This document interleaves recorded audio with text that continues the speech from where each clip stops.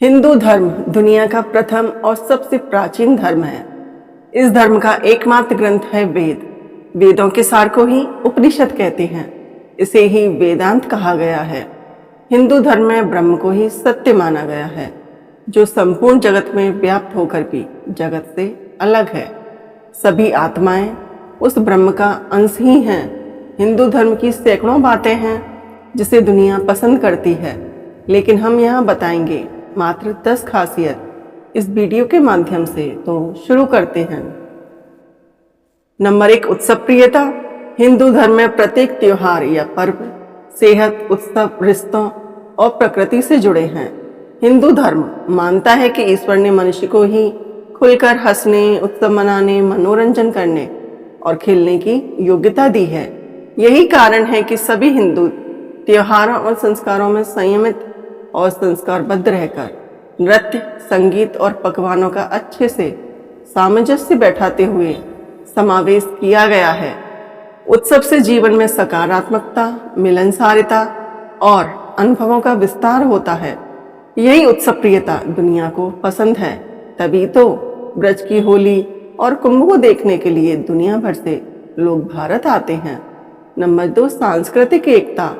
भारत के प्रत्येक समाज या प्रांत के अलग अलग त्योहार, उत्सव, पर्व, परंपरा और रीति रिवाज हो चले हैं, लेकिन गहराई से देखने पर इन सभी त्योहार, उत्सव, पर्व या परंपरा में समानता है। अर्थात एक ही पर्व को मनाने के भिन्न भिन्न तरीके हैं। भारत की कई भाषाओं को बोलने के कई अंदाज होते हैं, लेकिन सभी का मूल संस्कृत और हिंदी ही है। उसी तरह भारत के सभी समाज एवं जातियों का मूल भी एक ही है। उनके वंशज भी एक ही हैं। मतलब यह है कि पंथों में अलगाव होने के बावजूद संघर्ष नहीं है। अलग अलग मान्यताओं का एक ही परिवार में वास है और सभी हंसी खुशी रहते हैं। यह बात विदेशियों के लिए हैरान करने वाली है। नंबर 3, धार्मिक शिक्षा पर जोर नहीं। हिंदू धर्म एक कट्टरपंथी धर्म नहीं है। किसी भी प्रकार का कोई सामाजिक दबाव नहीं है। धार्मिक शिक्षा के लिए कोई जोर जबरदस्ती नहीं है। हिंदू धर्म मानता है कि शिक्षा हर तरह की होनी चाहिए, सिर्फ धार्मिक आधार पर शिक्षा नहीं होनी चाहिए। हाँ, शिक्षा संस्कार वाली होगी तो ही कोई बच्चा बड़ा होकर एक अच्छा इंसान ही बनेगा। नंबर 4, तीर्थ और मंदिर। हिंदू धर्म के सभी तीर्थ और प्रमुख मंदिर को हर कोई देखना चाहेगा। हर धर्म से जुड़ा व्यक्ति वहां जाकर खुद में खुशी महसूस कर सकता है, क्योंकि वहां आपको घंटियों की मधुर आवाज के साथ ही एक ऐसा आध्यात्मिक वातावरण भी मिलता है जिसके सानिध्य में रहकर आप खुद को प्रसन्न और शांत कर सकते हैं। हिंदू तीर्थ स्थलों में विदेशी सैलानी ऐसे ही नहीं घूमते हैं। नंबर 5, सह अस्तित्व और स्वीकार्यता। परोपकार, सहिष्णुता, उदारता, मानवता और लचीलेपन की भावना से ही सह अस्तित्व और सभी को स्वीकारने की भावना का विकास होता है। सह अस्तित्व का अर्थ है सभी के साथ संभाव और प्रेम से रहना, चाहे वह किसी भी जाति और धर्म और देश से संबंध रखता हो। इतिहास में ऐसे कई उदाहरण हैं कि हिंदुओं ने दुनिया के कई देशों से समय समय पर सताए और भगाए गए शरणार्थियों के समूह को अपने यहाँ शरण दी। दूसरी ओर हिंदू जहां भी गया वह वहां की संस्कृति में घुल मिल गया। नंबर 6, ध्यान और योग। योग, ध्यान और मोक्ष हिंदू धर्म की ही देन है। मोक्ष मुक्ति या परम गति की धारणा या विश्वास का जनक वेद ही है। योग में इसे समाधि कहा गया है। वेदों के इस ज्ञान को सभी ने अलग अलग तरीके से समझकर इसकी व्याख्या की। मोक्ष प्राप्ति हेतु ध्यान को सबसे कारगर और सरल मार्ग माना जाता है। संपूर्ण विश्व में ध्यान और योग की धूम है। नंबर 7, स्वतंत्रता। हिंदू धर्म लोगों को निज विश्वास अनुसार ईश्वर या देवी देवताओं को मानने व पूजने की, और यदि विश्वास ना हो तो ना मानने व ना पूजने की पूर्ण स्वतंत्रता देता है। प्रत्येक व्यक्ति परमात्मा की अनुपम कृति है और उसे स्वतंत्रता का पूर्ण अधिकार है।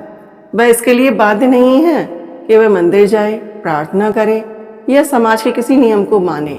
यही कारण रहा है कि हिंदुओं में हजारों वैज्ञानिक, समाज सुधारक और दार्शनिक हुए जिन्होंने धर्म को नई ऊंचाइयों पर पहुंचाया। और जिन्होंने धर्म में बाहर से आई बुराइयों की समय समय पर आलोचना भी की। विद्वान लोग जानते हैं कि सांसारिक उन्नति और आध्यात्मिक सुख की प्राप्ति के लिए स्वतंत्र विचारों की कितनी बड़ी आवश्यकता रहती है। हाँ, हिंदू धर्म यह जरूर कहता है कि स्वतंत्रता में स्व अनुशासन होना जरूरी है। ये आपकी और दूसरों की स्वतंत्रता को कायम रखने और धर्म, देश एवं समाज को व्यवस्थित रखने के लिए जरूरी है। नंबर 8, पुनर्जन्म और कर्मों का सिद्धांत। हिंदू धर्म पुनर्जन्म और कर्म के सिद्धांत में विश्वास रखता है। इसका अर्थ है कि आत्मा जन्म एवं मृत्यु के निरंतर पुनरावर्तन की शिक्षात्मक प्रक्रिया से गुजरती हुई अपने पुराने शरीर को छोड़कर नया शरीर धारण करती है। जन्म और मृत्यु का यह चक्र तब तक चलता रहता है जब तक कि आत्मा मोक्ष प्राप्त नहीं कर लेती। इसीलिए कई तरह के कर्म बताए गए हैं जिसके चलते प्रारब्ध कर्म का निर्माण होता है। दुनिया के वैज्ञानिक और दार्शनिक अब पुनर्जन्म और इस कर्म सिद्धांत को समझने लगे हैं। नंबर 9, हिंदू धर्म के साधु और दार्शनिक। हिंदू धर्म में ऐसे सैकड़ों चमत्कारिक संत या साधु हुए हैं जिन्होंने दुनिया के दूसरे देशों और धर्म के लोगों को प्रभावित किया है और उन्हें सच्चे ज्ञान का मार्ग दिखाया है। इसी तरह ऐसे भी सैकड़ों दार्शनिक हुए हैं जिनकी दुनिया कायल है।